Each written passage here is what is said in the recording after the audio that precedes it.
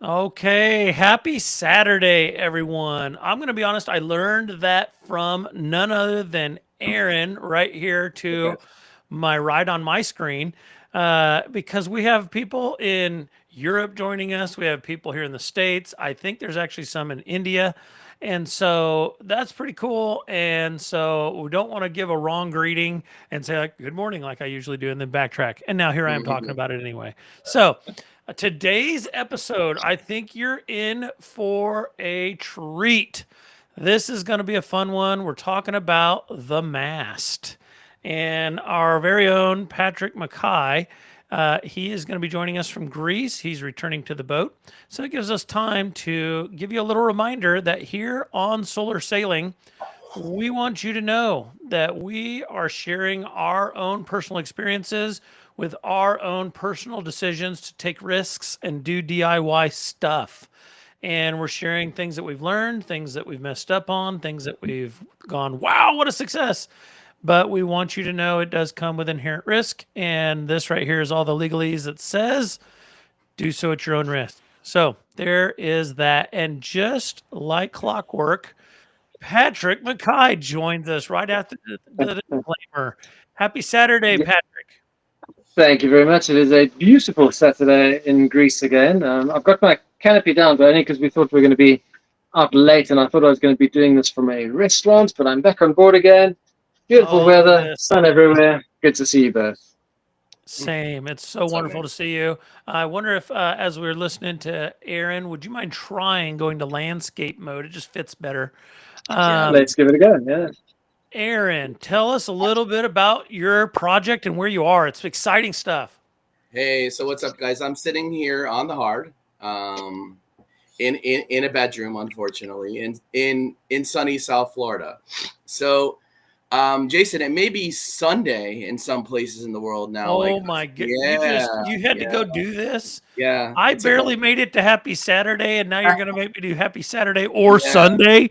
Oh my Well, gosh. usually I say happy day or night wherever you are in the world because it could be Sunday in some places. So I'm, like I said, I'm sitting here in South Florida on the hard, super fired up about today's episode. It's going to be Fired up. yeah, it's going to be controversial, I think, a little bit. Whoa, whoa, Um, whoa, whoa. I I I'm not the purist, right? These other two guys here, Patrick and Jason, they're purists, or so I think. Purists. Um, Purists. I have a power catamaran, a 65-foot power catamaran that I put a hell of a lot of work into over the last 18 months. Um, it is all one-off, custom, blah blah blah. Not fancy, but perfect for us. And today, the I think did Jason? Did you go over the topic today? It's mast or no mast. I've kind of introduced it. I've only teased the topic because we're waiting on Patrick to get here to defend himself. Oh yeah, Honestly, yeah. Patrick, I need you to buckle up. This might be an aggressive show today. Well, I think you might be a little bit surprised by my final resolution, which is and, Oh, and listen, and for me those who too. are viewing right now, it's been agony. Patrick and Aaron and I, we have a WhatsApp chat thread that we interact with during the week to kind of prep for this. Everything you're hearing is not scripted, but mind you, we're No. definitely talking real time. But we will address like, hey, what are we talking about? What do we want about? Pictures, all this. Patrick has been mum's the word. The Yeah. dude has been Fort Knox. I mean, you can't get through. He won't let you know what he's thinking. And it just has me amped. I don't know what's going to happen. So, Aaron, you've really introduced the topic a little bit. Let's dive in here. Welcome to Solar Sailing and episode 19. Episode 19, The Mast. Now, Patrick, you have this nice little, how can I call it? Like a subheader for the episode today. I'm going to put the thumbnail up there. Go ahead and tell us because I love how you start singing it. It's the best. Should it stay or should it go now? Uh, You didn't know you were getting singing today, but it's there. It is. mhm. I never knew. I never know what's going to happen on Saturdays. It's just one of those things. So, Patrick, tell us a little bit about your boat, and then we'll dive in. Yeah. Okay, so Electra is a 30-foot Catalac 9M sailing catamaran. And of course, if you do want to convert a boat to electric sailing boats, regardless of what type they are, work better than power boats because a displacement hull is much more efficient than a planing hull, unless you want to go 20 knots, of course, which displacement hulls won't do. Um, but they come with a lot of stuff which you may or may not need, the mast and the rigging and all of that. And so my boat it's a 1976, a very old boat. It's got what's called a tabernacle stepped mast. So the mast goes into a steel box basically on top of the deck, rather than on some sailboats where it goes straight through the roof into the bottom of the boat. And I think yours is one of those, Jason. Your mast used to go through the boat. Correct. Yeah. So my tabernacle was a steel tabernacle, not a stainless steel, just a regular steel tabernacle. And my mast, as most masts are, was an aluminium mast. And so when I bought the boat, they decided to eat each other. And the aluminium lost a couple of inches. The tabernacle was looking like an absolute nightmare. It was it was crumbling in my hands. So it wasn't looking good at all. And the rest of the boat was sort of a happy mix of things that were in different stages of decay. But anyway, that's fine. Stages of decay. It Now, wasn't good. that is going to be a nice segue before we dive into the slideshow. I do think, since this is such a, shall I say, passionate conversation, the mast, Yeah. which I'm going to go ahead and disclose how I feel and lead us in. I want you guys to give your own lead in as we dive into the slideshow. So the mast, that humongous erection standing into the heavens from the bow of a boat that says a hearty middle finger to everyone who passes by, and has served for eons as the difference maker between power boats and sailing boats. And we even get the little M/V versus S/V. And it's just kind of like, oh, status, here we go.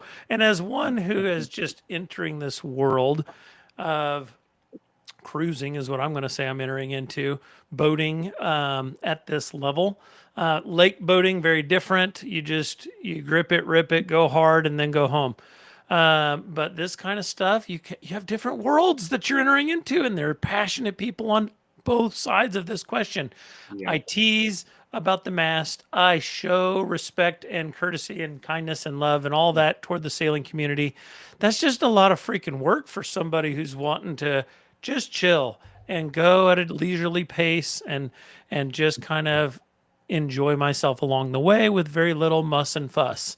Then you've got the power cats on the other side, and or the power boats on the other side, who are like, honestly, the experience sometimes gives FU vibes. Like it's exactly what their vibes are. Like, get out of my way, and you might drown in the process. Suck my wake, and I'm not caring about you, especially in Florida, from what I've gathered. And so, it's just kind of a mindset. But all that said, there's passionate debate on either side, and everyone has strong opinions, and I love strong opinions. So with that, I'm going to turn it over to Aaron. Give us your passionate lead into. So, okay, I agree with most everything Jason said. In Florida, yeah, it's pedal to the metal. Get the hell out of my way. I have hundreds or even thousands of horsepower, and I'm gonna wake you. You're gonna be like a wake board on my wake if you're a smaller boat. As far as mast and no mast, I get it, but like, we're in 2020, almost in 2026 now. Isn't there a better damn way? Like, you put this big erection, as Jason so eloquently said, on a sailboat. And when you have big metal erections or big wood erections standing up there, you become a target for what's called Mother Nature's lightning. Oh, yeah. And that will destroy thousands or tens of thousands of dollars of electronics and everything else on your boat, as Patrick can probably share with us. So why on earth would anybody want to do that? Okay, now to go on the other side, I get it. the wind definitely can power a boat. I've seen it. I've been a part of it. It's amazing. But what about, like, say a kite, like a a kite sail or a parachute or some of these other things that, to be honest, going controversial here, some people don't believe it can be done. I've seen it. I've witnessed it. I've been a part of it. It can be done. Like, I think one day I'm going to bring a buddy of mine, Ferdinand, on here, who just recently did an interview with Parlay Revival, who's a really large sailing channel out here. So he's doing it right now. There's companies such as Liberty Kite and Wing It and 4 or 5 others that I'm going to give to Jason to put on in the description of the video later. I didn't think of it till before.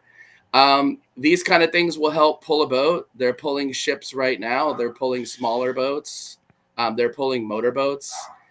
I have the 65-foot catamaran, and it has smaller engines. They're 4-cylinder Cummins, normally aspirated, non-turbo. But if I had Detroit diesel 12Vs, people say, "Oh yeah, if you get a boat with 12Vs, you don't worry about how you're going to pay for the fuel." Well, that's BS. Like, even the wealthiest people are worried about how they're going to pay for stuff, right? They don't want to frivolously spend money. That's not how you get wealthy. So, right? I mean, put a kite sail up there and show them how to save money on their fuel, and they're going to be all for it. So, and there's no mast, there's nothing, and it's portable, and you can put it up and take it down at will. So, I mean, letting the cat a little bit out of the bag. That's my whole stance on the sailing. I love sail. I like sailing. I like the fact of the boat being able to be pulled by the wind. But to put that damn big mast up there and become a target for lightning for you and your family, and if you have pets on board like Patrick does, to me that's unsafe. And yeah, that's the beginning of my thoughts. So I'm going to turn it on over to whoever's going to take it next. Patrick, here we go, brother. All right. So should we start looking at some pictures, or should we Absolutely. just chat a little bit? Because I think the sailboat guys have probably got more of a need for speed than the guys who don't put up the mast and that. And because I have a mast, that's my beautiful mast over there, and that sail. I think I've mentioned on a previous episode. So I spent $13,500 converting to electric. €13,500. That's probably about $15,000. Yeah. And that paid for 3,200 watts of solar, paid for 2 motors, an inverter, battery pack, basically everything you need to make a boat electric. And then I spent $20,000 on mast and rigging. So I will start immediately. Sorry, 20,000 euros. I will start immediately and say I made a mistake. I should not have kept my mast. But my mast was corroded at the base. The tabernacle that the mast stands into was completely destroyed. I had to get a completely new one. My solar panels were higher than the boom could swing over. My mainsail was wrecked. My rigging was wrecked. My roller furler was wrecked. If you buy a boat in that condition, there's no question about it. Do not keep your mast. But we're talking about everyone else now who buys a boat with a perfectly good mast, with reasonable rigging. And I think we spoke to somebody a while ago who did that, and they decided to remove all of it. And was that the right decision or not? Now, this is my boat as it is today. It's actually been repainted, so it looks a little bit better. But I could fit 8 solar panels on board. These are 400-watt solar panels. And I could keep my mast and sails and all of that working after spending enough money on it. And honestly, when we were on Electra back in June, and thank you again to you and your lovely wife for having us. And I can speak to the fact that those panels are laid out perfectly. Like you just don't feel like they're in your way ever, which is not always the case for a sailboat that's got solar. Yeah, usually. And a lot of the boats need to put them up and take them down or move them or tilt them or things like that. These just sit there and they're out of the way. I can walk. You can see the boom at the back there. I can walk all the way to the back of the boom and everything works. Mm-hmm. And then we get to how often I use it. And I used to always say that All right, so here's my planning. I'll get back to how often I use it after the planning. So in the plans, I had a few different permutations. This was the one that sort of won in the end. But I went through a few different steps on what I could do under different circumstances. And Patrick, I'm going So to ask you to give me a heads up when to click through the next okay, slide, please. cool. All right. So sailboat people always say you need to be able to access the mast, and you do. You need to be able to access it. You need to be able to work on things.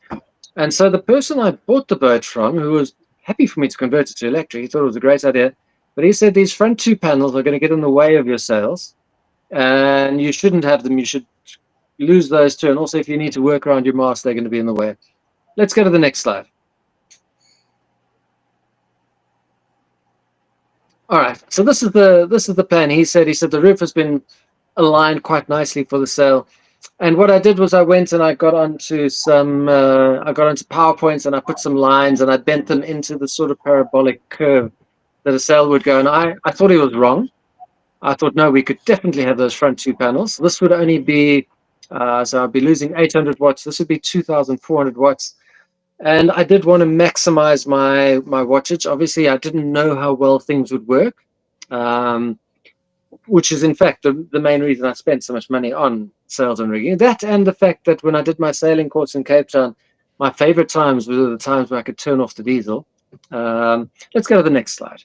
Now, Patrick, before I do go to the next slide, am I looking through the back array, the aft array, and seeing pre-electric motors? Is that before the motors were installed? Yeah, so this was my planning. So these I created a drone map of my Wow. boat from above so that I could put these panels in place. I just used PowerPoint because I could scale things quite nicely with PowerPoint. Yeah. And I was quite accurate with everything. So through the panels in the back, you'll actually see the old panels in the back there, which are 210 watt panels. You can still see them there now. They weren't even connected to the boat, which is quite funny. The guy put them up, but he never connected them. Anyway. If you look over here, I've got 1, 2, 3, 4, 5, 6, 12 panels. So this in theory is 4,800 watts. But here you can see the parabolic curves I put in place to see if I could keep the sails working. And clearly I couldn't keep the sails working with this many sails. I would have had to have lost the front 4 over there to be able to use this method. In the end, I decided not to go for this because there was no easy way for me to keep the back of the sail goes into something called a main sheet. That's the one that controls the boom. And I couldn't figure out how to get the boom working in this permutation.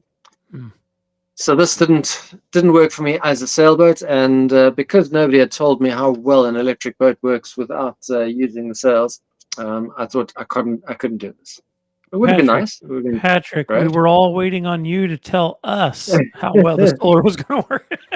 It's funny. If I'd seen myself, my own channel, and it was somebody else's, I would probably have removed the mast when the guy gave me the quote on what it was going to cost to replace the rigging and the furler and fix it. I would have done it.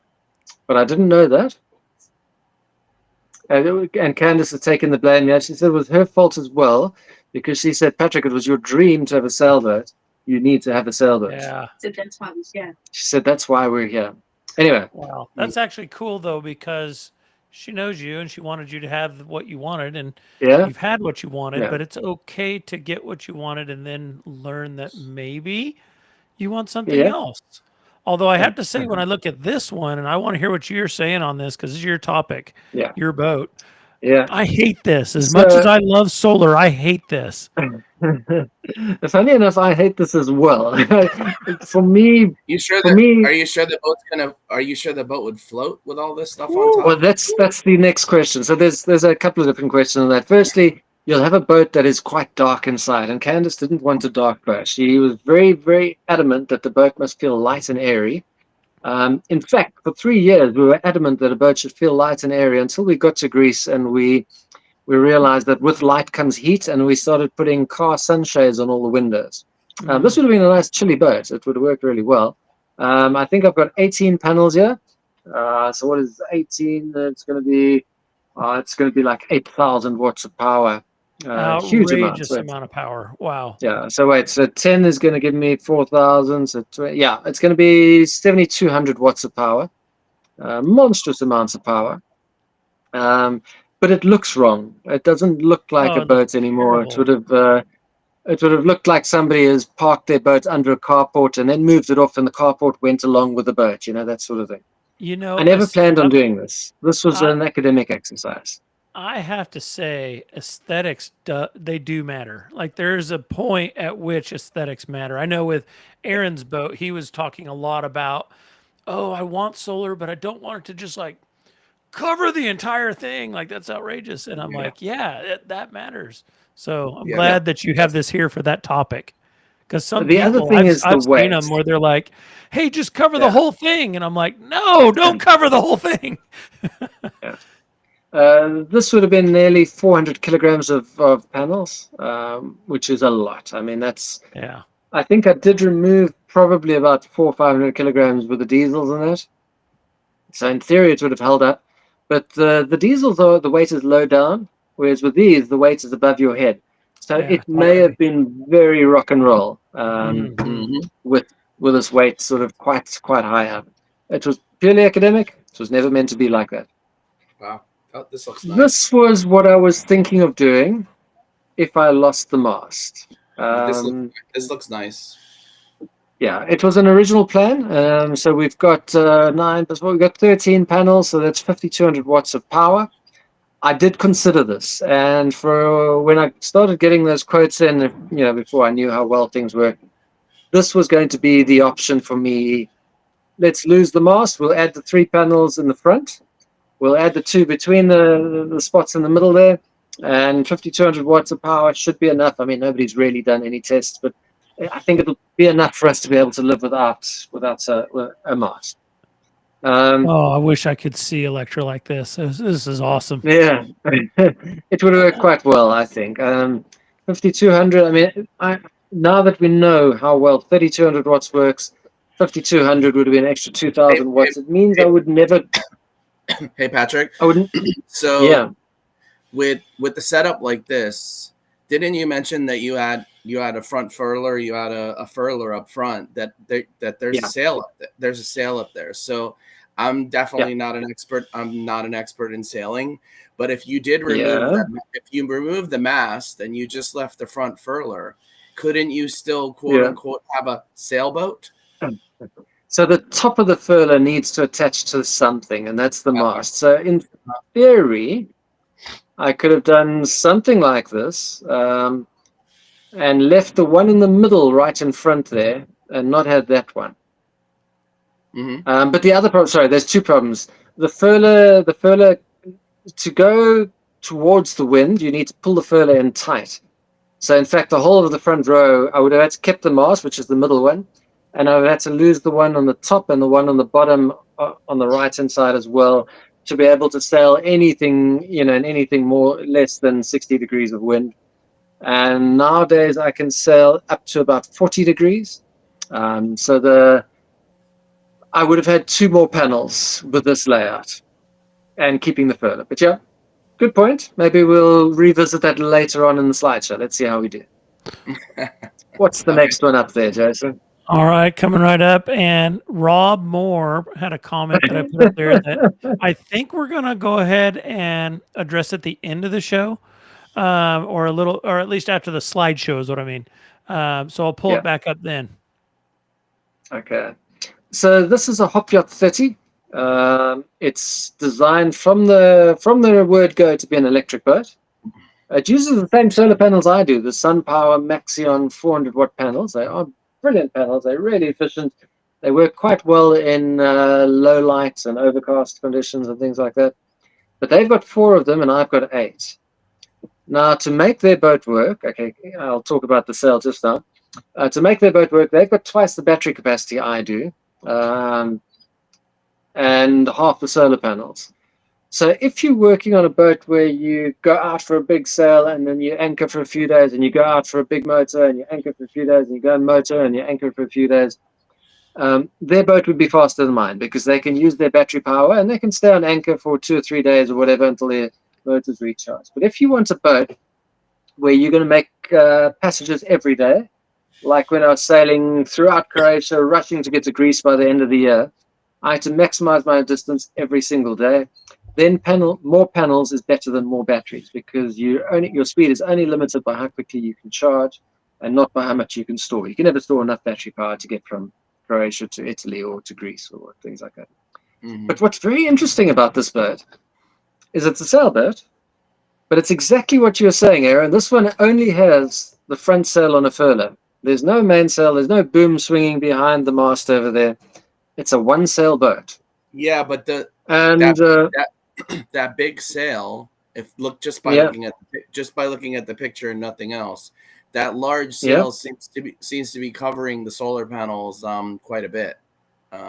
When you're using it, it is. Yeah, absolutely. But the theory is that you could get more power out of that sail than you're losing on what the panels are taking. Okay. Now, that's the theory. One other thing I'll tell you is when you're in the mid and you're sailing, most boats only use that sail. The one at the back is hard work putting up and putting down. And most people won't do it unless they're crossing oceans. And I'm the same. So I was going to go through my stats. So I put up my sail in season 2, my main sail, and I configured the front sail in season 2 as well. And I was kind of keeping track of when I motored and when I motor sailed.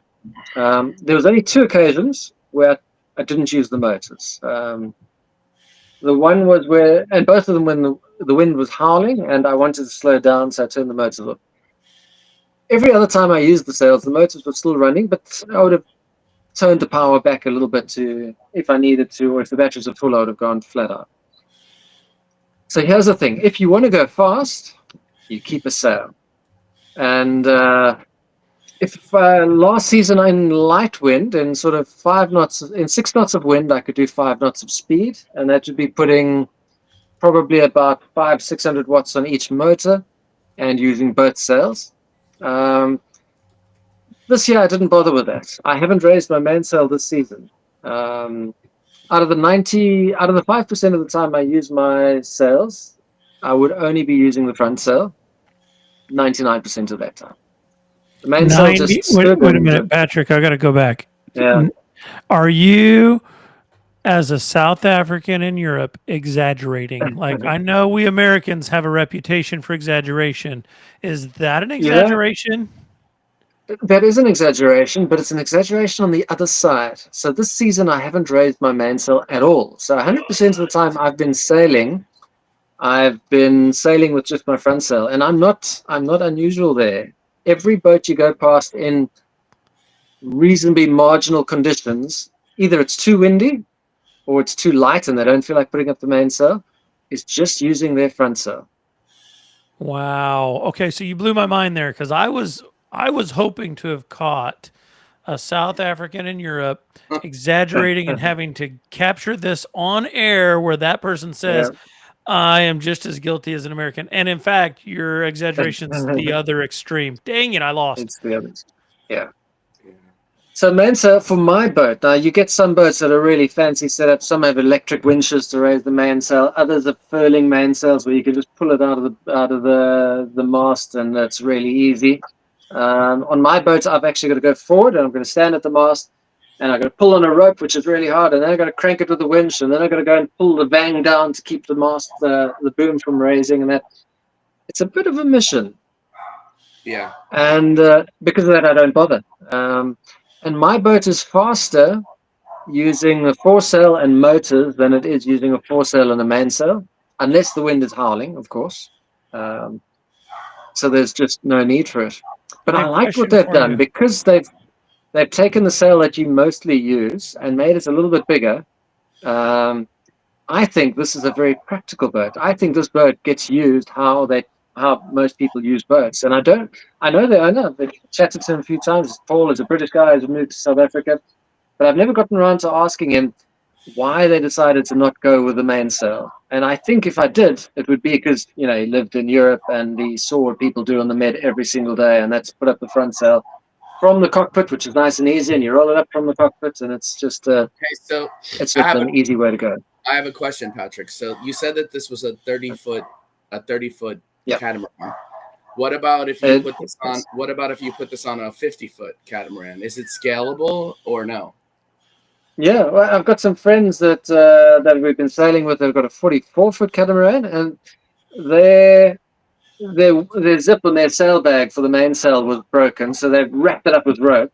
And because it's all wrapped up with rope, they've never unwrapped it, so they use their foresail only, and motors. So they're either motoring or they're motor sailing, or they will sail as well because they don't like to use all of their diesel. But they also haven't raised their mainsail this season. Not because they didn't want to or need to, but because it's been wrapped up with rope and it's just too much effort. Yeah. Patrick, we do have a viewer who's brought up a good point. There have been a number of things I'm going to have to cycle back to after the slideshow from our viewers, which have been fantastic. Yeah. Strutskoff here brings up a really good point that addresses what your topic was just now in regards to the hop yacht and the concept here. A lot of days of sun and no wind. So I can't help but recall how many times you've been on your channel. And folks, if you're not following Patrick and Aaron and even myself, please take a moment and go do it. If you've watched this far and not subscribed to our channels, please do that. It helps a lot pushing our stuff out there for others to see. But also hit like, hit subscribe, hit all the things, comment, all that stuff.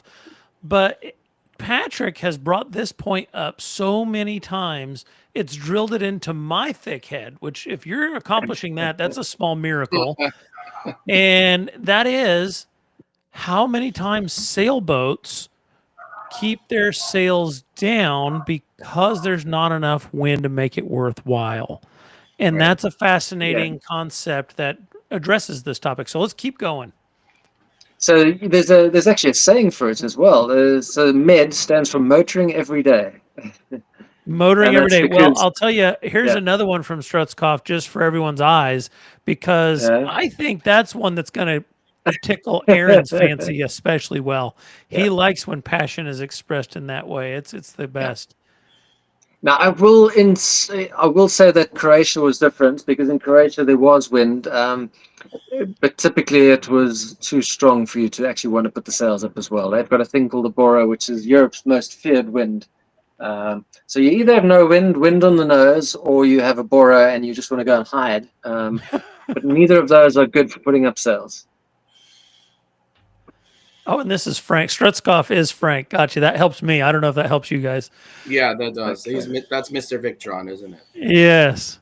I love it. Here, we're gonna throw that up there too, because I just like how it's stated. I'm Frank. Yeah, he's going absolutely nuts there with the comments. It's great. I love it. Bring it on, Frank. We love it. Nice to see you watching, Frank. All right, now let's continue on to this next slide, Patrick. And I know this is gonna be where we get into it. So inspired by the hop yacht, by the fact that I haven't raised my mainsail this season, and the fact that between the solar panels at the back and the solar panels on the top of the boat, we strung up some bed sheets to keep the sun off us. I got myself thinking, well, if I'm not using a part of the boat, why do I need it there? I can still sail with just my foresail, which most boats in the mid do. But if I remove just the boom and I keep the mast, I can have 1, 2, 3, 4 extra panels, and I'm sitting on 4,800 watts, which is just shy of what I would do with no sails. So it's one panel less than I would do with no sails. And 4,800 watts, and I can keep my genoa. So when the wind is favorable, and look, when the wind is favorable, I throw that genoa up really quickly. You can ask my wife; she gets annoyed at me because she's going to say, you're going to pull it down again in 10 minutes when the wind changes or falls away or becomes too strong." So and it's pretty for 10 minutes. But it's very easy to put it up. I do it from the cockpit, and it's very easy to put it down. I pull the rope from the cockpit, and it's gone again. So I do put it up all the time. This would be my future. Wow. Wait a minute. Yeah. You just said something too much. We can't just zip past that.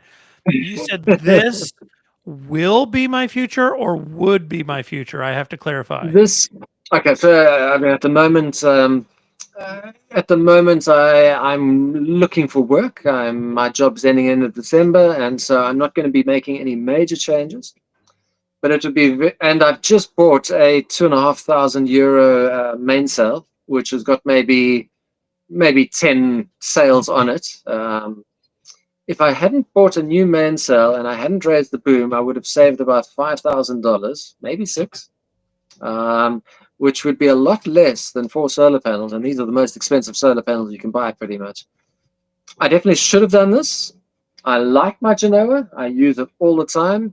My mainsail is there, but I never use it. And this would have been the ultimate for me. If I was starting over again without the dead furler and all the rest, I wouldn't remove the mast. So this is my answer to the whole big question. Should it stay or should it go? The mast should stay, but the boom should go. Whoa. We have heard a bombshell here today, folks. Patrick Mackay, the captain of Sailing Electra, has just gone on record saying the boom must go. And he's dropping the boom in the biggest way by saying he's replacing all that with solar. Wow. Okay, so is this a plan currently like slated and scheduled, or a dream, or what? I need to know a little bit more.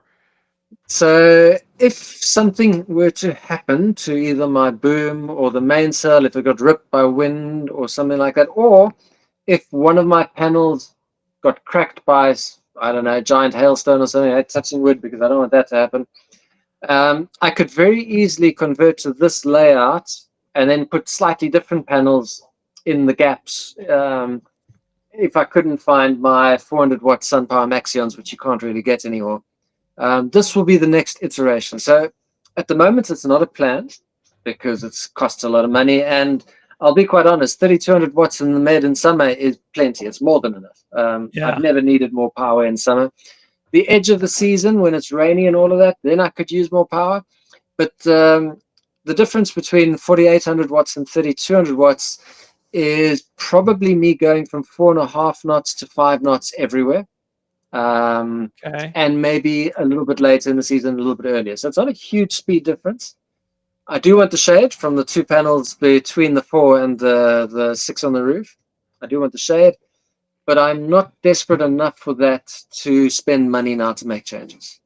But if I had to make a change, if anything had to happen, the mast would go, and the boom would go, and 4 more panels would come on. So that brings up, and I know we've got one more slide to get to. And Frank, if you're still watching, I just sent you the link to today's episode because you've been tossing in some stuff. I can tell you're fired up. Here is a question, though, or actually a statement. Now, here it is.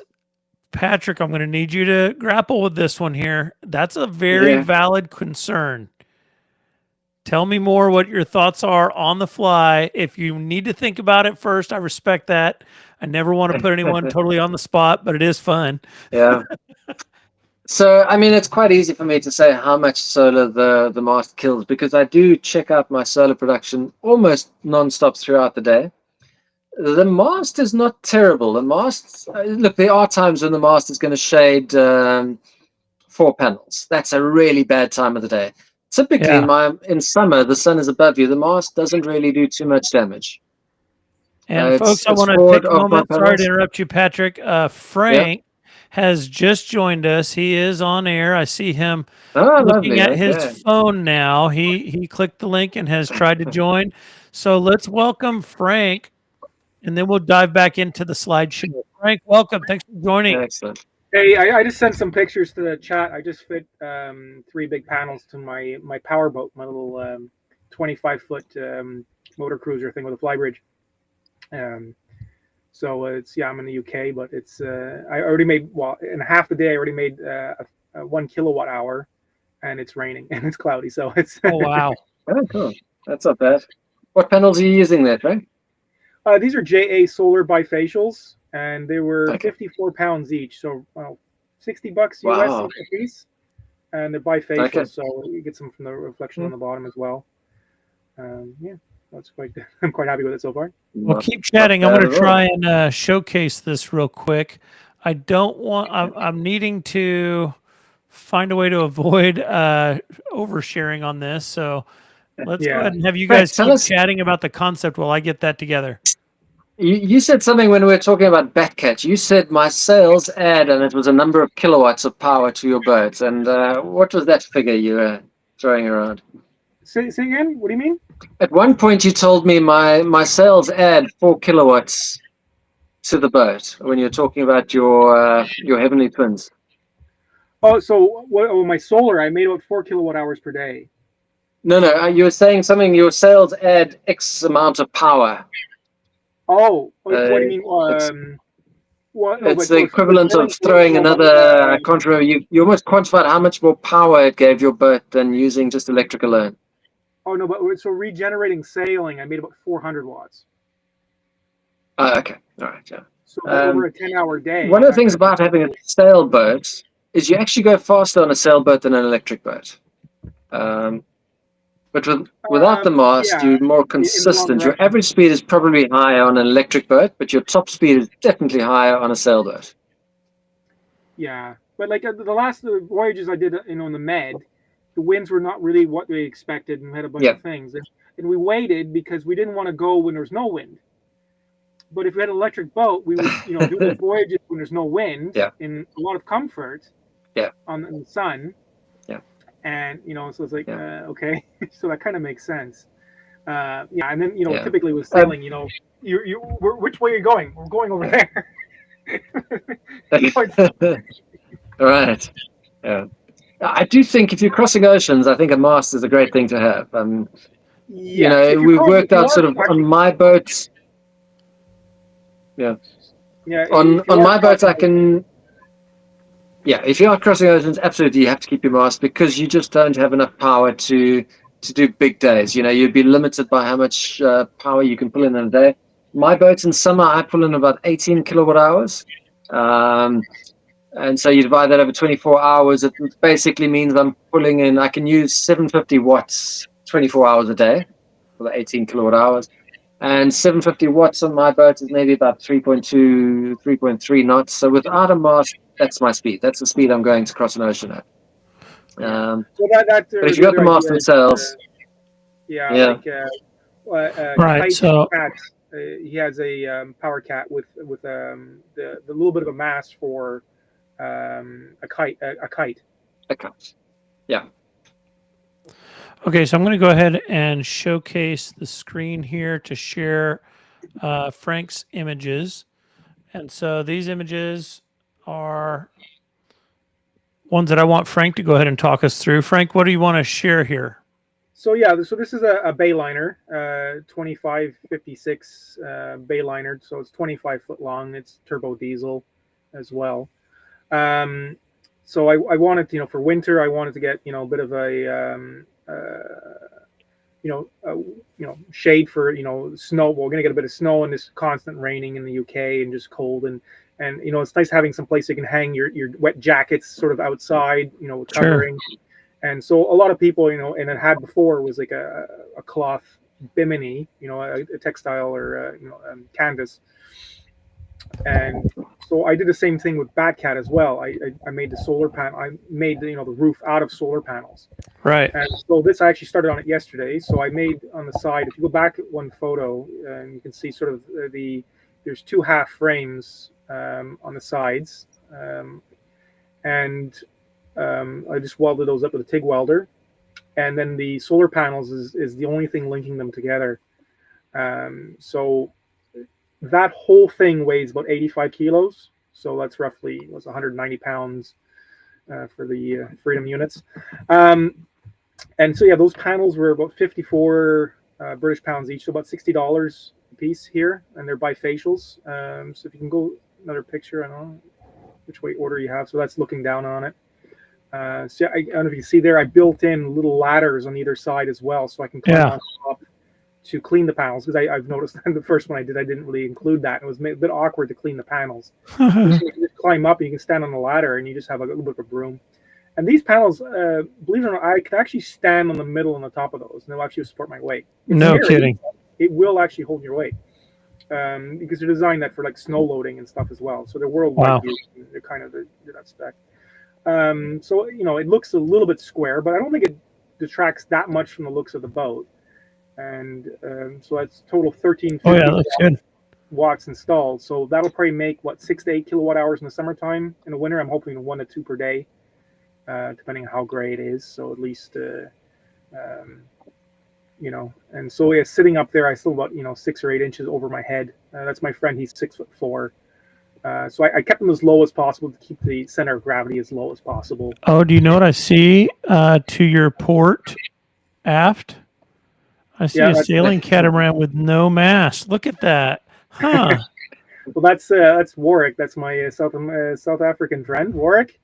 It's just that he was kind of he had moved up to London and they took the mast off and he came back down and they just never put it back on. So I think why put that thing back on? I'm just saying. I have strong opinions too. It's okay.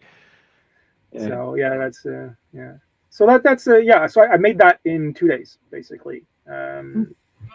I started welding on it yesterday, and then today I put up solar panels this morning. I went into this, small company called City Plumbing, sort of like Sears or whatever. Just, random stuff. So and they just had those on special. So and yeah, those are bifacials. So hopefully it catch a bit of sun underneath.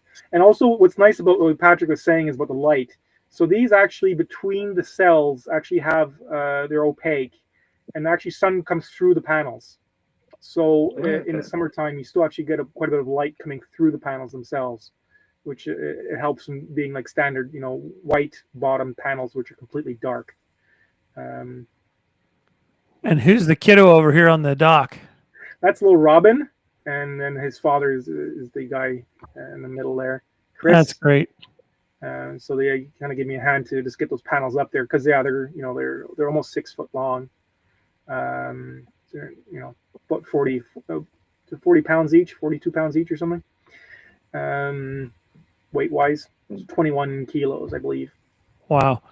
So I really appreciate you jumping on here and offering your input. If you're happy to, I'd love for you to remain as we continue with Patrick's last slide, which I think is kind of drum roll worthy. Okay, because before you post it, the last slide. The question is, why can't you just have your cake and eat it?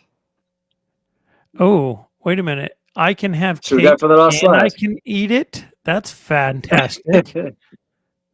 And so then the question is, well, what if you can have a motherload of solar panels and keep the mast and the boom and all of that working and have them both easy to use? And this is actually both Candace and I's dream boat. It's a Bali, but it's the baby Bali. Now, Bali make cruising catamarans. They don't make racing cats. Their sister company is Catalac, makes racing cats. But Bali is comfortable, and this one has got a huge garage door in the back which opens up, and the inside becomes the outside, and it's lovely. But typically they build 40-plus foot catamarans, and they almost all have fly bridges on top. And if they don't have fly bridge, they've got a steering station which is also raised, and you can't put a lot of panels on. And then they launched this one, and this is the baby Bali. They call it the Cat Smart. It's a 38-foot cat. And we saw one on the dock in Preveza, and I'm like, you could put a lot of panels on that boat. And it got into my head a bit. I'm like, serious amount of panels on that boat. And so I went and found this overhead picture of the Bali Cat Smart, and I started measuring all the places I could put panels. Now these are the same. These are the latest version of the SunPower Maxions. They're called the Maxion 7s, and they are 445 watt panels in more or less the same size of my panels. They're slightly longer, but also slightly skinnier. And I could get 8,900 watts of power onto the catamaran. Come on. And it's got something called a self-tacking jib. Now, so in terms of sailing, you get two types of sail in the front. So you get jibs and you get genoas.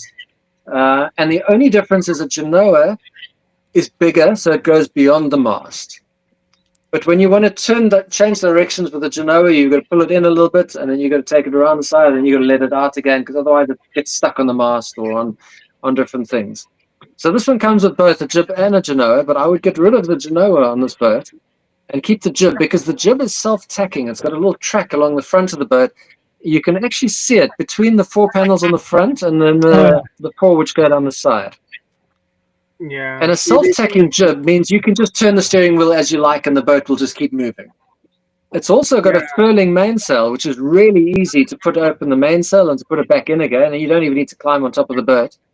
So you can, from the cockpit, you can release both sails, and you can basically drive it like you're driving an electric boat. You can turn whichever way you want. The mainsail self-tacks, which all mainsails do, and the front sail also self-tacks.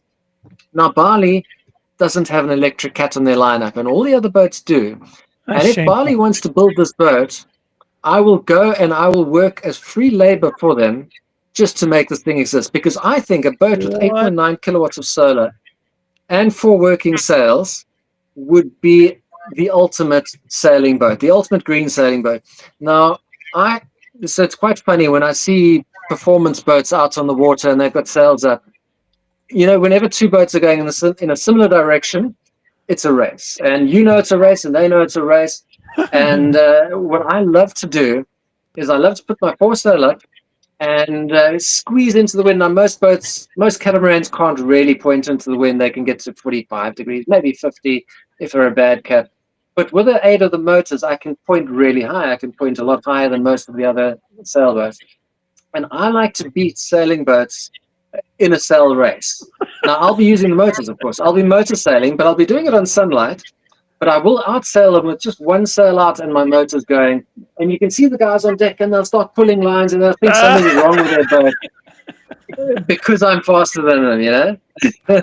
So I love it. I love it. Even in solar sailing, we have men flexing on other men as they beat them across the mark. That's the greatest thing I've ever heard. I have the perfect YouTube clip I should send you, and you watch it, and it's exactly that. I was passing my friend with my heavenly twins, and he goes, "You can hear that? Yeah, okay. It's not one of my 2 electric motors." You don't hear a thing. There's no water coming out the side or anything like that. You don't know it's a sailboat. The guys really think something is wrong. Now, I think that Bali with 8.9 kilowatts, I mean, it's a huge amount of power. You'll be motoring all the time. I think that would possibly be one of the leading boats in something like an ARC rally or something like that, because you've still got the sails working and they're up all the time, but the batteries would fill up in no time, and you would just push all of that extra power into the motors, and it would be a faster sailboat than a normal sailboat, and it would motor just as well as any other motor, but maybe not quite as fast as pure motorboats. But I think that would be the ultimate solar electric sailboat. I haven't seen another manufacturer of a electric sailboat that's got that much solar on board. And if Bali wants to build it, I will help them build it with pleasure. But I think that wow, Frank, I can't move on past that. We just had the most bold statement I've ever heard out of Patrick Mackay's mouth, and he offered free labor to Bali in exchange for building this boat because they're, to date, not bold enough to build an electric powered boat, and he was bold enough to build and share one of the first ones I'd ever seen or heard of. Putting these two together seems like a match made in heaven to me. Let's unpack that a little bit. Patrick, what do you mean by that? Say that one more time if you would. If Bali wants to build it, I will help them do so. Just give me a place to sleep and I will work day and night if they want to, wiring and fitting motors and fitting panels and that. The boat is just, I don't think they designed it like this, but the fact that they've got the mast kind of in the middle of the roof and they've got a very long roof over the boat because it's got the inside out, so always one piece. You can put solar panels in front, you can put solar panels down both sides of the hardtop, you can always put the width of the boat and solar panels at the back. The steering position as well is kind of out just in front of the sugar scoops on each side. So the steering on both sides, and you want shade over the steering, so you put more panels there, and you just get tons of panels. You get 20 panels on that boat, and that's 8.9 kilowatts of power. Wow. They didn't intend to build it to be a solar electric, but there's no other boats, and I've looked at all the lagoons, and I've looked at all the fontaines. You know, they are making electric boats, but they're coming out with boats where they've got maybe 3 kilowatts of solar on it. And it's an 3 kilowatts is fine if you want to use your boat every now and then. But, you know, you can, and some of them build these panels onto the roof and that, which, you know, eventually going to die, these flexible panels. I think but Bali could literally put 20 high power panels on board, yeah. Wow. The practicality of having 20 rigid panels like that, it means you can't walk around the mast and stuff. You can't get up there. It's Interesting. But the Bali you can. If you go back to the picture. Yeah, I will go back to the picture because this is a conversation. I- Aaron, while you were away, we had Patrick actually extend an official offer to Bali Boats saying wow. he would build the electric boat that they have been reluctant to do on their own for free. Just give them a place wow. to sleep. Wow. Yeah, sorry about that. I had to Look, step I'm not away. paying for parts. I'll have to get, they'll have to sponsor the parts You're and the just- boat and all the rest, but they can have You free get- labor. Frank, if you'll you have a get- look at this boat, every panel there is on roof area, and there's a gap. There's a gap for the mast, for the boom over there as well. You can walk all the way back there.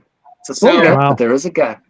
Wow. So what I was gonna say, like earlier before when you were talking about the removing the mast, the main mast for your boat, and then only using the furling, and then you mentioned, oh well, there has to be something to hold the furling up.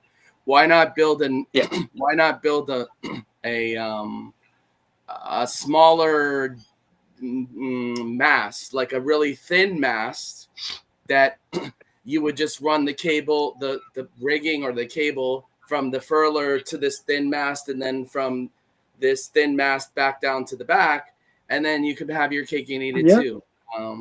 But then you have the lightning. Funny enough, but go ahead. I know a guy who's done that, and funny enough, he did it on a Catalac. He sold the boat now to somebody, but he did build himself a smaller mast that he could raise and lower on his own, and he did just keep the front sail. Exactly what you're talking about, Aaron. And he actually even used it in rivers and that, and he would take it down, go under a bridge, put it back up again, put the furler out, and carry on moving. So yeah, so I mean, it's not a to let the cat out of the bag a little. Oh. If I was gonna have any kind of mast, it would be tabernacle. I don't know the negatives about tabernacle at all, but if you have a shorter mast on a tabernacle, the tabernacle seems like it's a cool way to just be able to. It's a pain in the ass to take the mast down. You need to go hire somebody and a crane and blah blah. If you have a tabernacle, it seems like you have a shorter one. You could just fold it back and down. Oh my! Tabernacle is a French word. Well, tabernacle is a French word for swear words because they're not nice to use. Oh. All right. So and like on my catamaran, I kind of played with that as well because my Heavenly Twins had a tabernacle as well, like a hinge. Yeah. And so the problem is that the rigging was at a different height than the tabernacle was, and so as soon as the mast kind of comes down, all the rigging comes loose. And then this thing's swinging all over the place. And how do you manage that? And as soon as you get to over center, it wants to fall down and do other stuff. Well, what about? Be done, but it's not easy. Well, what about this other? There's a boat out there called a Freedom something that has no rigging but has a mast. Yeah, so that's a Freedom rig. So that's common. So that again, but that needs to be built strong into the boat, and so the strength of the weight of that mast ends up weighing about 3 times more than a regular mast because it's much stronger to handle that bending force. Where a regular mast is really just pushing up. That's all it's really doing. If you take the rigging off a regular mast, you shake it, it's wobbly.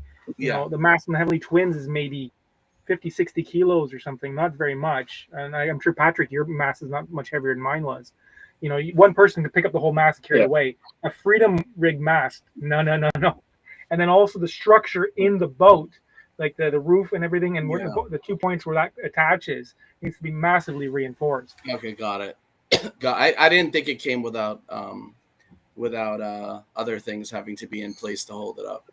That's why there's some boats with that Freedom rig, but there's not many have done that. Got it. Okay, so here's what I'd like us to do. I'm going to go ahead and take Patrick's offer off of this slide because that was brilliant. And I'd like us to revisit if we're okay. And you guys can say not yet if you want. But we had a number of comments. This one has resonated. Patrick has set off a firestorm pretty much by saying, let's talk about this gigantic erection that stands between motor vehicles and sailing vehicles, and let's address the mammoth lightning rod in the room. And so As we go back through this, before I get started on sharing some of these comments and maybe we can unpack them together, does anyone have any thoughts before we dive in? No. On the lightning issue, I've just repaired some lightning damage actually because there was a nearby strike, and I was parked next to a big catamaran, a 42-foot leopard catamaran, and we were about 100 meters apart. And guess where lightning struck that time? Between the two of us. Oh, Just very, very strange. It was close enough to do damage to both boats, unfortunately. But it didn't hit the mast. But typically my plan is to park next to a taller boat, a taller sailboat. Are you telling me that I'm not immune with a power cat, where if the light's in between two boats, if it's close enough to me, I'm get hit too as a result of just being guilty by association? Yeah. Yeah. There's something called induced charge, induced current, which can come from not even being struck yourself, but from being struck near. Wow. But I think you've got a much bigger chance of being missed. But what I did for the last round of lightning storms was I parked myself in a place surrounded by mountains, and they took all of the lightning on my behalf. Well, since we're on the topic of lightning, I hope you guys are aware of Indigo Lady. Yeah. And he claims that the way his boat is set up, his solar array with the little spikes coming out of the corners serves as a type of Faraday cage to protect against just that. I'd be curious to know what Frank and Patrick and Aaron think about that. Like, is that an overstated claim, or is that a legit thing he's done? Who knows? I mean, you don't really know until the lightning strikes and see what happens, right? I mean, really? I mean, all of it is theory until the disaster strikes. I mean, he's been out on the water for years, so I don't know. I haven't seen any videos from him. It's very sparse coverage of his boat, but what are the odds of getting hit by lightning? So how many boats? Maybe 100, a few hundred out of millions of boats actually being hit by lightning. Yes, the odds are very low. Other people what even do is they'll take a chain and they'll wrap it around the steel rigging and chuck it into the water, and then the idea is go down. But like, I don't know if you watched Sailing Parlay, I think you said before, they got hit by lightning, or another boat did, and they still had their electronics. I think they got hit twice. I think they got hit. I think they've had lightning issues twice on Parlay. Oh, they get hit by lightning two or three times? Yeah. Holy crap, what are the odds? Take them to the riverboat. It's time to go make some money. And the only thing that survived on all of it was the lithium batteries. They were fine. Everything else blew up. Interesting. Patrick, thoughts on the Faraday cage concept? I mean, if you're in a card, it's definitely going to work. I suspect it's more the fact that he hasn't got a mast. Look, I do think you're definitely safer without a mast than with a mast. The mast is tall, it's sticking up.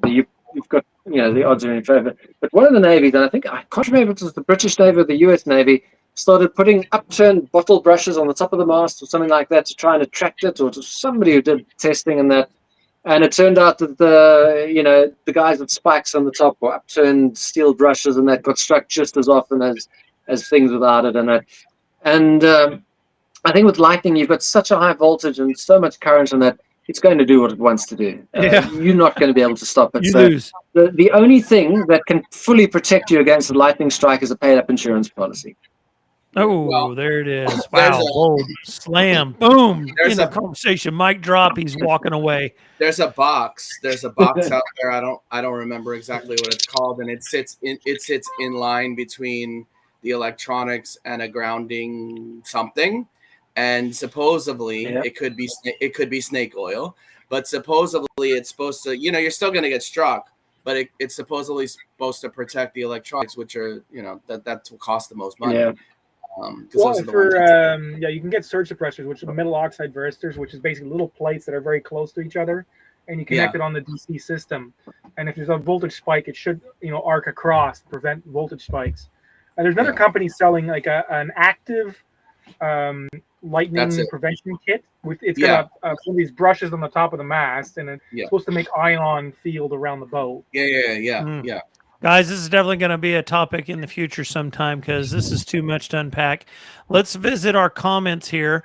One of them that resulted in his coming here and joining us in person Frank himself tossed this one out there. What are we thinking about this? I think this is calling out Patrick. I think he sprinkled salt on this one. The shade from the last kill, 90% of production per panel. Yes, no, any shade on a panel. I mean, Frank can tell you, if you hold your arm over a panel, you kill most of the solar production. But so the fix for that is to put as many your panels in parallel as opposed to series, because then you only lose that panel, you don't lose the others. So in my boat, every single panel is in parallel. I've got two panels joined to one MPPT, but each panel in that pair is in parallel. And then 8 panels, 4 MPPTs, everything going in parallel. So if I do get shading, and I don't get a lot of shading from my mast, I get a lot of shading from my boom later in the day when the boom will shade 2 panels on this side or 2 panels on that side. The other 6 will still be going. So typically I do lose some from the mast as well. I probably think I lose about a third of my production on an average. The panels have built-in diodes. So if one goes down, when you have series production, you have one gets shaded, it doesn't stop the other ones from producing. You just that's good to know. Okay. Yeah. Okay. And so better panels actually have more diodes in them. So these ones have 3. Right. So there's 3 zones in each panel. A lot of them only had 1, so they're the whole sort of panel. I'm going to go and inspect mine later and see. But yeah. Now, I will say, here's another comment here that came up that was really pointed and harsh. I thought this was a bit aggressive, quite frankly. I was like, my God, that is not very nice. Who didn't invite Frank? I don't know who didn't invite. I'm going to blame it on Aaron. Yeah, blame it on me. We should have actually, because he's the only other guy in the room who's kept the mast on an electric boat. Ugh. So sorry, I almost threw up a little bit. It was a moment. It's gone. All right, here we go. Another one. Rob Moore, and he had another comment up here that I wanted to go back and find. Yep, he shared, and I think he's the one who just went and got his boat. He's been thinking about just losing the boom instead of the mast. And the boom, what do you guys think of that? And so I was like, oh my God, excellent question. We'll address this after the slideshow, because as good as Patrick was with his poker face and keeping his hand a secret, he had to share his pictures with me to get them on the slideshow, because we don't have the paid version of Restream, because I am on a teacher's budget. I ain't got money like that. So fine, you got to come through me with the photos. So Patrick shares his photos, and I can't admit to it out loud really without feeling weird, but I can deduce things pretty quickly. And so he shares the images, and I'm like, I see what he's doing here. Oh no, he's going to put in the perfect system. So there you go. We've already addressed that, Rob, but thank you for sharing that thought. And then we had Paul Young. Rob did follow up with this one. There you go. Yeah. I think he just said that Patrick's got a great mind, which we all knew. But I think he also said he has a great mind, which we're learning. So maybe we need to check in on Rob. I invited Paul, so he's a friend of mine. So yeah, he's got a 62-foot cat, and he's in the Med. So he's in southern Sicily in the moment as well. Okay, so he had to take off, but he did show this, that Frank knows RD. Is that his boat? Yeah, Red Dove or something like that. Yeah. Fascinating. Okay, and so he did throw out some numbers here, which I know are Patrick's favorite. Aaron seems to like numbers as well. Yeah. If you run AC 24/7, a bit more solar helps. 5.25 kilowatts for us. That's a nice system. Yeah. But it's a 62-foot cat, so that's really big. So you get the solar arch in the back, and then over the whole pilot house again, under the basically under the boom. Hey and Frank, he actually put his boom out to one side. Frank, what AC is it? Mini splits or something else? It's a mini split hanging off the back of a sugar skate. Yeah. What? And you know what? Hey, look, if it works, I'm from the school. If it works, it works. Sure, it's rednecky, but hey, look, whatever. Well, no, but so the thing is, okay, yeah, so great, yeah, fine. And his boat's big enough; it doesn't really bother too much. But it's actually not hard. Actually, take the compressor out, which is literally this big, Right. and the rest of it is the radiator and the fan. Chuck that out, and just get a plate heat exchanger that's this big, and pump water through it. Put it somewhere else. So it would just Brilliant. a little bit of gassing, and we can make a mini split into a marine AC for $65. Yeah. Wow. Okay, Frank, come on, man. You cannot the blow biggest my thing, the mind like biggest hack, this. The biggest hack is actually in Europe, in the UK, I imagine South Africa, you can buy pool heaters. So it's a box that is a marine AC, and they're $500 or €500. They're called heat pump pool heaters. So they're a lot in Europe and England, and so it basically takes heat out of the air. So it's working backwards, but it's actually a marine AC. Yeah. And you can Wow. buy one of those. It's a little box, and it just blows out cold air, and it heats Oh up seawater. my God. Interesting. You Need guys, to look into that. my 50-year-old brain cells can't handle this kind of supercharging. It's just too much. So run that by me one more time in slow motion, because that was too much information for us who are just getting into this. Frank? Explain how it works. Explain how it works. Does it just pull hot air in and make it cold, or what? Yeah, so basically, like an AC, right? So basically, an AC air conditioning unit is a heat pump, and so when you compress air or anything, it gets hotter. So you have a closed loop of this fluid or gas, basically. And so when you compress it, it gets hot, and then you put that through a radiator, you blow air on it, and then it goes through a tiny little orifice, and when it decompresses, so whenever you let air out of a tire or anything, it's really cold, and so that's the cooling set. And then that basically takes the heat out of your room, and so it's a heat pump. So a mini split, basically, you have your inside radiator, that head unit, and then you have this outside radiator. Yeah. And so a marine AC is an inside radiator and this water radiator, which is, because it's water, it's actually so dense. It's either a plate type heat exchanger, which is a bunch of little metal plates, and so the gas goes through half of them and the water goes through the other. Or it's a coaxial, so basically it's a copper tube instead of another copper tube that the water flows through, and this to get rid of the heat, and then you pump seawater through it. And then the pool heater is the same thing. So basically it's the heat pools. So you're heating seawater, but effectively cooling the air around it. So it's the same thing that people, it's like, wait a minute, but yeah, you can, and they have them reverse cycle. So the pool heaters that can actually cool the pool as well. So you can literally put that in your boat, put a pump on it, and you can heat and cool your boat for between 3 and 5 times less than electric heater. Good. I may have to reach out to you in a little bit for some how-tos or YouTube. Yeah, because I've built AC units, like geothermal heat pumps, like our farm in Canada. So I used a car AC compressor, because they're actually very powerful, and you put an electric motor on, you just spin it directly. And the same sort of thing, and then we basically heat water with that. So by cooling the ground, and it's cheaper. Brilliant. It's a lot cheaper, yeah.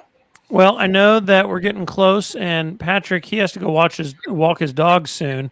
But here's the last comment from Paul, and that is, we get 5 to 6 hours insolation average in, I don't know what that is, in med. I think what he means is peak solar production. Oh, gotcha. Because again, the shade in the boat's always swinging around. With the mast that shades the certain amount of the panels. And he's doing that with the mast, boom, main, all of it. Yeah. So his boom is completely swung over one way with a preventer, and so he's got a lot of like Patrick, you get solar on either side of the boom when you boom straight. So he's got a little bit more centralized, and then the boom is completely sent off to one side when he's not sailing. And Furio, the last one I was on in the med, is the same sort of idea. As we hang the boom over to get that. Patrick, have you tried that on Electra? Swing the boom out? I do actually. When late afternoon, especially late in the year, when I was coming down from Italy to Greece, and that I pulled my boom to one side to keep shading off the panels. It works until a point, and then I still get shade on the panels. But I definitely get a few more, half an hour to an hour of good solar. Yeah. Can you pull your boom? You can also pull your boom up I found that helped on I mean, I Backcat. could in theory, but it's pretty heavy. Board, Yeah. yeah, because you can Well, you pull the if topping lift and bring it right up, and that was helping with Backcat a little bit. I never thought of that. It's something I could do. I should try it. I don't know if my sail is going to push into the mast. I don't know how much lift I'll get onto it, but it is something to think about. You can get it at least 45 degrees up, because now it's winter, and so the sun's probably down quite a bit, right? Even though you're in the med, but the sun's coming down at an angle, so if you can point the boat north. I've actually thought of. So I've actually thought of something completely different as well. I thought, well, what if I could just put my mast back down? Sorry, put my boom back down onto the roof and get it much lower as well. That's another option, I guess. Because at the moment it's sort of this high up. Yeah. Hey guys, here's an interesting notion as we wrap up toward final thoughts: is just get rid of the freaking mast. You're not crossing oceans. Let it go. I love it. There you go. Sorry. And I think I ticked off Frank, or he's frozen. I don't know. He's looking like zone, like I'm mad. I see. All right. So final thoughts. Where did that come from? Final thoughts, Frank. Let's have you start, and then we'll go Patrick, Aaron, and I'll wrap us up. Oh wait. I lied. Aaron, you're gonna have to wrap us up and that'll give you the opportunity to introduce next week's topic. If you're going to do it, I don't know. I'm going to have to get a thumbnail sooner or later. Oh my God, he's keeping the suspense. You guys are killing me with the suspense. I'm pleading. I'm going to plead the fifth. We'll find out later. All right. Well, you still get to wrap it up. So we'll go in that same order, but I'll go third and then you go last. Perfect. Frank's first. Me? Yeah. Frank, give us your final thoughts from today's episode. Well, the original, I guess, was Power Cat versus Solar Cat, I guess, right? So Mast, the mast. Should it stay or should it go?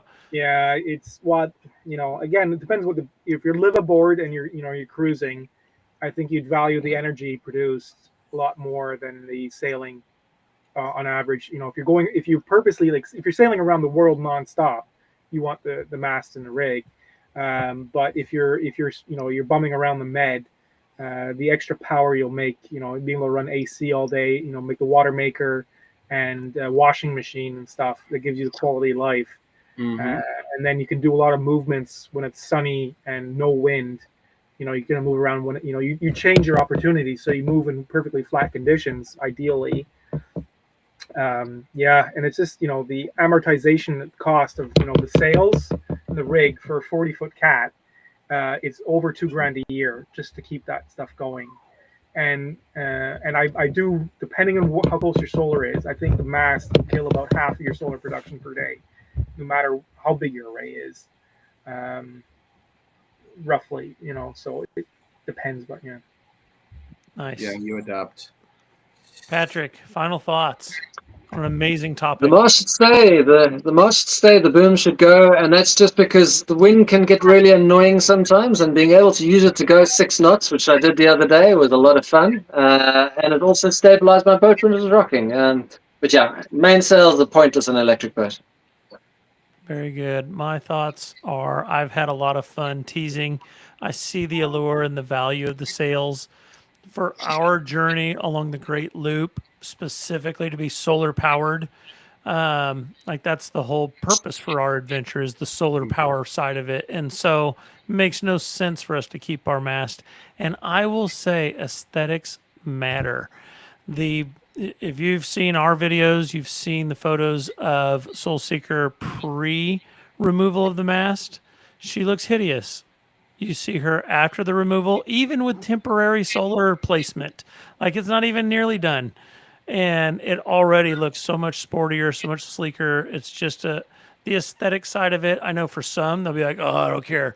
Well, then you go ahead and cover your boat like Patrick had with the monstrosity array, where it just covers the whole thing, and enjoy your cave. For me, I want something that actually looks decent and still functions. So very fascinating conversation. Thank you, Patrick. It was a great talk. On to you, Aaron. Yeah, so I see the value of removing the mast for sure. There's a lot of negatives that go along with having a mast. I'm somewhere in between where if I'm going to remove the mast, what am I going to what value am I going to put in its place? So that's why I'm toying with the idea of putting the kite up. The kite is only really works in downwind situations, so they say, but other people have proven different. I'm the type of guy where you have to show me. I have to see it. I'm gonna have to experience it myself. I'm gonna have to try it myself. Yeah. All of these things, like Jason said with the disclaimer in the beginning, all of these things are basically a huge experiment. I've read quite a bit of what Frank does. It's amazing, all kinds of electrical engineering kind of things. But I think at the end of the day, we're just testing and trying things and seeing what works and throwing out what doesn't work. Yeah, I mean, I want to move the boat with the wind because I can see the value of also saving fuel. I'm not on the other side of an extremist, which is fine, of somebody that's super duper eco friendly. But I do see the value of saving the earth that we live in also. So yeah. Very good, guys. It's been a fascinating conversation. I hope you enjoyed it. Next week, we have a mystery to everyone, including those of us here other than Aaron, topic. And so basically, tune in next week, excuse me, for the unveiling, the unboxing. Can we say unboxing? Yeah. Isn't that like a real fancy term in YouTube land? The unboxing of Aaron's mystery idea. I'm looking forward to it. It will be episode 20. I want y'all to know that we have really enjoyed coming to you weekly. We're chewing on it as a team on how we're going to maybe evolve things. Do we continue weekly? Do we go to every other week? Do we stop it all together? We've still come to this place where it's like, all right, let's decide. Are we going to proceed or not? Non-stop stream. Say it again. I vote non-stop stream of the Truman Show. Yeah, we could do that too. Can you imagine? Yeah. Oh my God, there would be so much nudity in there; it would not be appropriate. Yeah, I don't necessarily think that people want to see what goes on every single moment in my daily life. We would definitely get an NC-17 in the States. That would be a thing. For sure. So, folks, tune in next week. And in the meantime, we really appreciate your comments, subscriptions. Check out the description. It gives all of the links to everybody here. We'll add Frank as he jumped on there. And please give everyone a like, subscribe, all that on all the different forms of media. And without any further ado, we will say farewell. Take care, everyone. Thank you. Thanks Have a great weekend. See ya. All right, see ya.